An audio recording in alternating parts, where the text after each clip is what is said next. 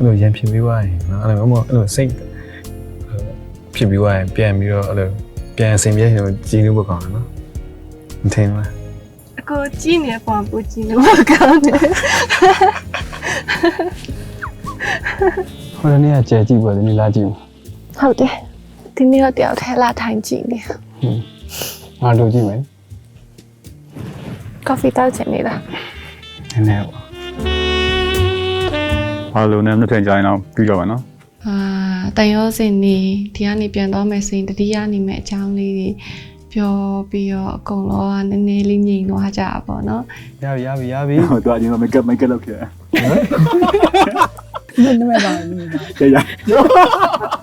ကိုရင်ရောနောက်ပိုင်းကျရင်နည်းနည်းတူရှိကြတာဟောရှိနေလိုက် ဒီကောင်ငါ့ကိုဖဲ့နေ ကမ္မလေးရဲ့အားကိုနိုင်ခွင့်ထပ်မယ်နော်